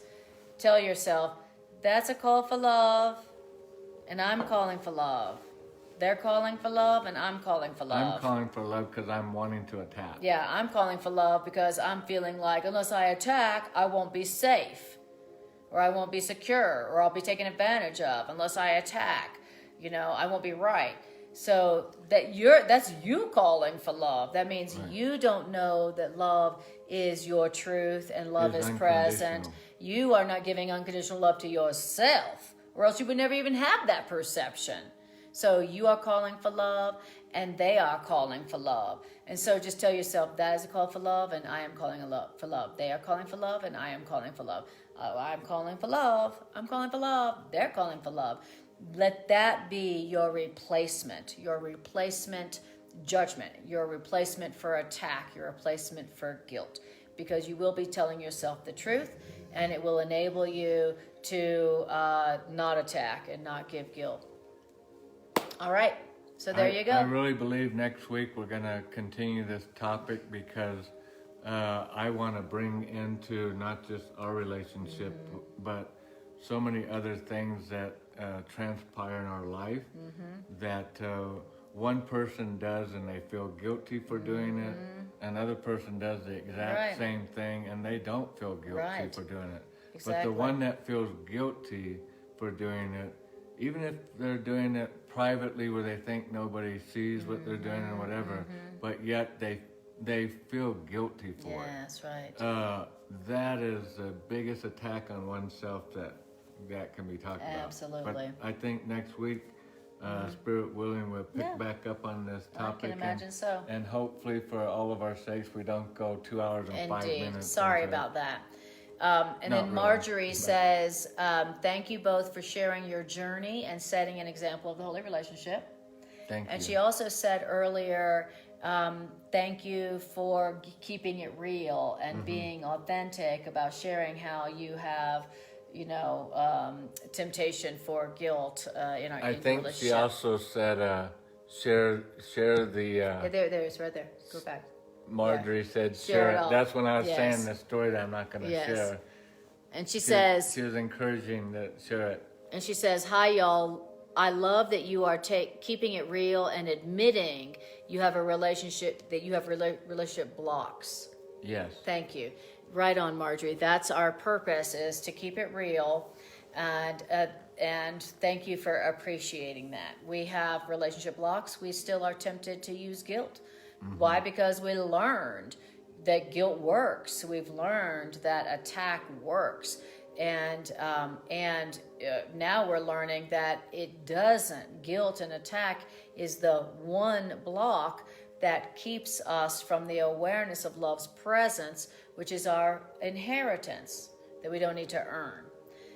So thank you, Marjorie, for appreciating that, and that is what we're trying to do, is to keep it real and be real, So because we're dealing with obviously we're dealing with the exact same things that you're all are dealing with. Yes. And like you, we're trying to learn another way of doing it. And that's what makes this work for us, is we're trying to apply the ideas, and in the application of it, that's why we're trying to encourage you, try it for a week. Exactly. Because we already know, because we have been applying it, and so we're already witnessing, oh wow, it's not by chance that all of these blessings are happening in our life. I wish we could just do a show just talking about that. It's so bizarre. Yeah. But it's no coincidence that all these things are happening in our life right now. And just coincidentally around the time frame, especially from where we were a couple months ago, in this short period of time that we started doing these holy relationship broadcasts, where we started changing our practices in our relationship with each other. And just, of course, coincidentally, the things that are transpiring just astronomically. Just wild miracles. What? Like, really? And then incredible miracles. And then another door opens. Yeah. And we're like, what? Well, joyful. Totally. I mean, both Greg and I have experienced our experience of relationships in the past was full of pain. I mean, we've experienced relationships that were full of pain and suffering, broken into by periods in which the pain and suffering seemed to be gone, And so we know the contrast. We've experienced relationships full of pain. And what did all those relationships have in common? A lot of guilt. A lot of guilt. Offering constant guilt. Why didn't you do the dishes? Why didn't you do Why this? didn't you do this? How come you did that? Total Guilt, back and guilt, forth guilt, exchange of guilt, which is attack. I'll give you some guilt. Oh, my turn. You give And me then some thinking, guilt. oh, well, this is what it means to be in a relationship. This is how my parents did it. Yeah. This is how their parents did it. This is how all the people, the relationships I've seen. Why'd you buy that? How much did you spend on that? Right. Why did you do that? You only hate the one you love. And so, so we have done painful relationships for real. Take our word for it. And so, and we are living proof of like, hey, you can have a relationship that's not just a big pain fest broken into by periods in which it seems to be gone. It is possible to break a cycle, break a pattern, learn a new way of being in relationship that literally turns that relationship from just a hymn of hate to the ego, just a grievance fest, to literally heaven on earth. And so now we're really excited. We're like, what can we do now? Now that we've learned the secret to having a relationship that's like heaven on earth, let's do it. Woo, man, my God, this is just getting started, and we can barely believe it. So like this afternoon, we are ending, but this afternoon, really when this thought came across my mind to offer Anna to speak out loud and say something, and then to catch it, oh, if I was her and hearing that, I could possibly take that and feel guilty. And so it's not hard at all anymore. It's not a sacrifice, I should say, to give up that idea of offering guilt, because I'm realizing the formula now. That's beautiful. Oh, I see you, ego. I see how you are trying to get me to offer myself some pain and suffering. I see you. Yeah. I caught you again. And so that's why it's not a sacrifice, because I realize now I have an opportunity to grab that idea, harness it with my power of election and decision, not to give her that offering. And in doing so, now I'm happy because I caught it. And what that means is I ceased the opportunity to give myself a blessing, which in turn offers both of us a blessing.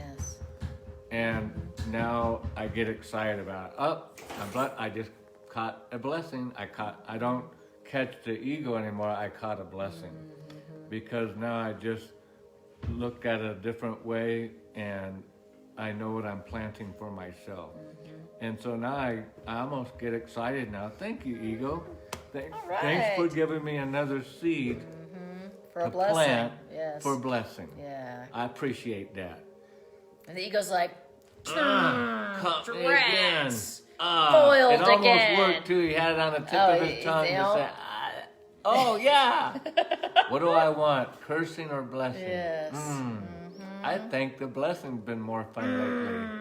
The ego says, drats, foiled again. Spoiled again, like a little cartoon Exactly. character. Drats, foiled again. Caught in the act again. Caught in the act. Of trying to give not Anna, but Greg a curse on his own head. Yeah.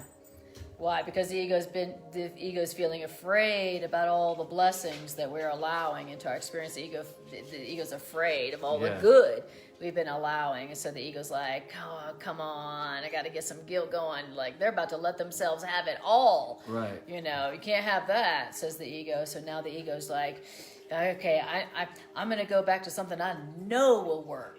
Yeah. I know he'll give her some guilt. Right. And if the ego can't get it through Anna, the ego's gonna whisper thoughts. You know how your mom said that? Oh, and that business how about associate. that client of yours? Yes. Look at how your client's behaving. Yep. You should talk to them. You should give him some guilt. Yeah, you should give him some with guilt. a smile. And you know, and the ego doesn't care where you plant that seed. It doesn't. If it can't work with Anna, okay, so you're getting good with this relationship. The ego's just gonna start finding other reasons for you to offer guilt. That's right. And knowing what it does for your harvest. Exactly. All right. All right, we really are going to end now. You guys are amazing. and isn't it great that you're free to watch as much as you can or want at any given Turn it time? off And that anytime wonderful. you want. You're not guilty That's the for wonderful turning thing. it off in 30 seconds. Exactly. Or watching it another day. Exactly. Or never watching it. Exactly. All right, exactly. You're totally innocent, no guilt. We appreciate you so much. Thank you for sharing this. Thank you for co-creating this healing circle. We need you as much as you need us. Truly, we cannot do this alone. And so thank you for helping us to give this to ourselves and to the world. Have a great week. Appreciate you guys. We'll see you next time we see you. Yep.